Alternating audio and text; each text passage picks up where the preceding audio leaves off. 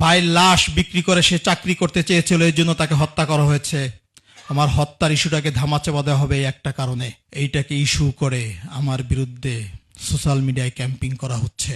আর যদি সরকার ওসমান হাদি হত্যার বিচারকে অন্যদিকে নিয়ে যেতে চায়, হত্যার বিনিময়ে ভাইকে চাকরি দিয়ে জনগণকে বুঝ দিতে চায়, ইন্টেনশনালি যদি বাংলাদেশের জনগণের সাথে প্রতারণার আশ্রয় সরকার নিয়ে থাকে, আমি এর তীব্র নিন্দা জানাচ্ছি। 15ই জানুয়ারি বৃহস্পতিবার মহামান্য রাষ্ট্রপতি আমার প্রজ্ঞাপনে সিগনেচার করেছেন। এটা আমরা কেউ জানতে পারলাম না, কিন্তু আমরা ফেসবুকে দেখলাম যে ওসমান হাদির ভাই ওমর হাদিকে লন্ডন বার্মিংহাম কমিশন অ্যাটাচ করা হয়েছে। আমার প্রশ্ন হলো, সরকার আমাকে আনুষ্ঠানিকভাবে জানান নাই।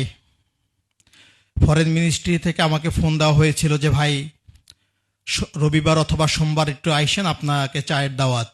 আমি বলেছি যে আমি মালয়েশিয়া যাব, এসে দেখা করব।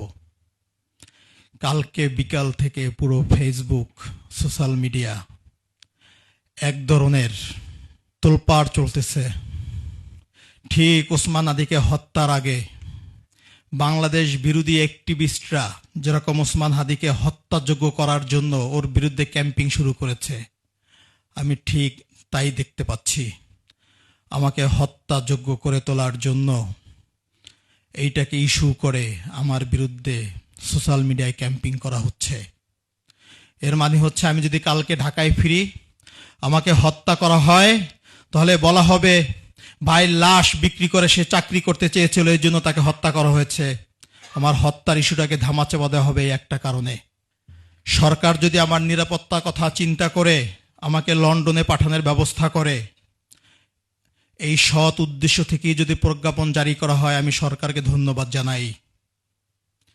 আর যদি সরকার ওসমান হাদি হত্যার বিচারকে অন্যদিকে নিয়ে যেতে চায়, হত্যার বিনিময়ে ভাইকে চাকরি দিয়ে জনগণকে বুঝ দিতে চায়, ইন্টেনশনালি যদি বাংলাদেশের জনগণের সাথে প্রতারণার আশ্রয় সরকার নিয়ে থাকে, আমি এর তীব্র নিন্দা জানাচ্ছি। আমি ঘৃণা ভরে প্রত্যাখ্যান করছি আমার এই সরকারি চাকরি। আর যদি সরকার আমার নিরাপত্তার কথা চিন্তা করে, তারা যদি মনে করে বাংলাদেশে আমার নিরাপত্তা দেওয়া সম্ভব হচ্ছে না, আমাকে তারা নিরাপত্তার জন্য দেশের বাহিরে নিয়ে যেতে চাচ্ছে, আমি আবারও সরকারকে ধন্যবাদ জানাচ্ছি। ইনকলাব মঞ্চের ভাইদের আপনি নিরাপত্তা দিতে পারেন, নিরাপত্তা দেন।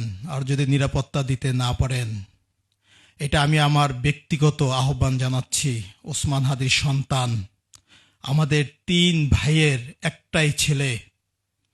ওসমান হাদির সন্তান এবং আমাকে নিরাপদ বসবাস করতে পারি পৃথিবীর যে প্রান্তে হোক, খুব দ্রুত সময়ের ভিতরে আপনি আমাদেরকে শিফট করে দেন।